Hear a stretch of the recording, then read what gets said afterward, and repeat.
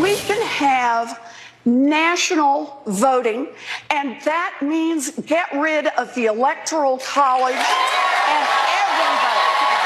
I think that I'm open to the discussion. I mean, there's no question that the popular vote has been diminished in terms of making the final decision about who's the president of the United States, and we need to deal with that. Would you support getting rid of the Electoral College? Absolutely. It's got to go. I myself have always been for lowering the voting age to 16. I think it's really important to capture kids when they're in high school, when they're interested in all of this. What if there were 5 justices selected by Democrats, 5 justices selected by Republicans, and those 10 then pick 5 more justices independent of those who chose the first 10? Just a small glimpse of how radical, out of touch this new crop of 2020 Democrats have become. All right, joining us now to talk about that much more is the great one. I call him. He's the host of Life, Liberty, Levin, #1 show, 10 p.m. Sundays right here on Fox and Levin TV. You know, Mark, you look at our framers, you go back to 1787, and this is your wheelhouse. 16-year-olds to vote. They want to stack the Supreme Court with activist justices, and let's get rid of the Electoral College so New York and New Jersey, Illinois, and California will elect every president going forward. Dying to get your reaction in that and the new Green Deal. You know, Sean, this is one of the reasons I oppose legalizing pot, because obviously we have a problem on Capitol Hill. Look, the greatest threat to our Constitution and economic system isn't any foreign power. It's the Democrat Party. It's the leftists within the Democrat Party, because they use our liberty and our Constitution to destroy our liberty and our Constitution. And they're very good at it. Look at this. You named some of them. They want to destroy the Electoral College. Now, what would that mean? Why do we have an Electoral College? We have an Electoral College, and why do I have to explain this to people who want to run for President of the United States? Because there were states which had smaller populations that were not going to join the Union if the most populous states were going to control the entire country. We have an Electoral College that keeps peace in this nation. We have a farm belt that's less populated than urban areas. We have an energy sector that's less populated than urban areas.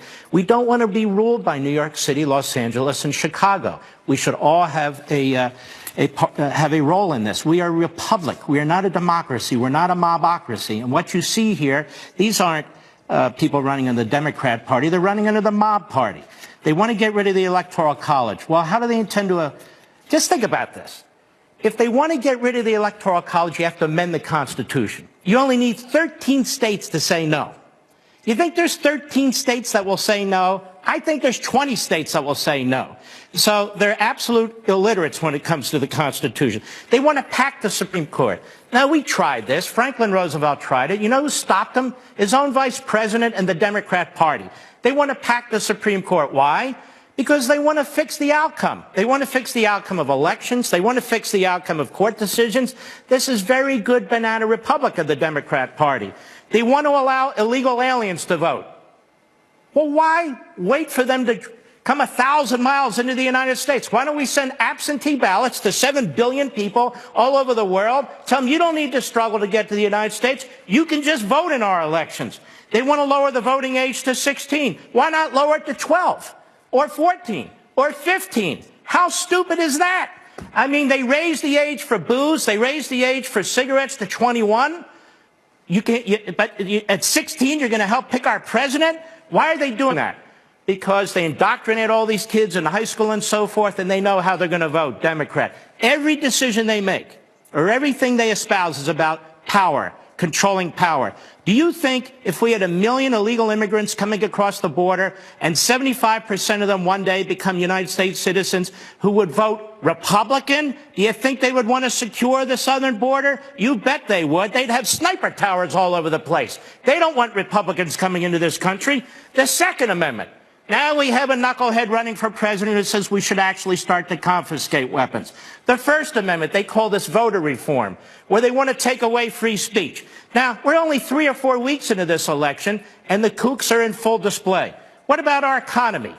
Nationalize energy. Nationalize energy. We're finally energy independent, and they want to destroy it. Nationalize health care, single payer. Wealth tax, 70 to 90% marginal tax rate. a VAT tax, free college, guaranteed minimum income from birth, guaranteed federal job, 3 months of taxpayer-financed family leave, expand Social Security while the trustees say it's bankrupt in 2034. That's the genius Bernie Sanders, by the way.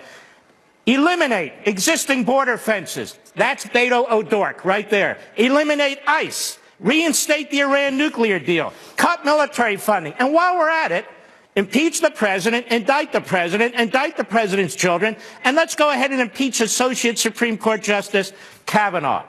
That is quite a policy plan that the Democrats have, and we're only 3 or 4 weeks into this. Mark, if you did forget one thing, and I never like to correct you because you're always right, during birth and after birth abortion. Oh, right. Deliver the baby. You're right. Make sure the baby's comfortable, then let the mother decide. Wow. Did you ever think in all your years you would hear this, even be all these things you mentioned, ever being seriously discussed? At like 100 Democrats in Congress supporting this and 2020 candidates. Listen to how crazy these people are. We're going to eliminate straws to save the whales, but infanticide of human beings is a right, a choice between a mother and a doctor. No, it's not.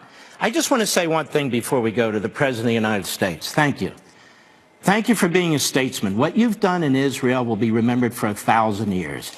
The Golan Heights, moving the embassy from Tel Aviv to Jerusalem, taking on the terrorists in Hamas and the Palestinian Liberation Organization office you closed and the PLA, shredding the Iran deal, which was a threat to the United States as well as our allies, the Gulf Arab states and the Israelis too. I mean, honestly, we have 4 Democrats running for president: Elizabeth Warren, Julian Castro, Bernie Sanders, Kamala Harris. None of them will speak at AIPAC, which is a moderate left-of-center organization that supports Israel. That's how hardcore the Democrats have become anti-Israel. And when they have an anti-Semite among them, they can't even pass a resolution specifically condemning the anti-Semite by name. And yet, the number 3 Democrat in the House of Representatives, yet again in that party, compared the President of the United States to Adolf Hitler. This is a sick party. These are sick people running for President of the United States. There's no other explanation for this. Mark Levin, we've missed you for 3 months. Please come back a little more regularly. Amazing commentary tonight. Thank you for that.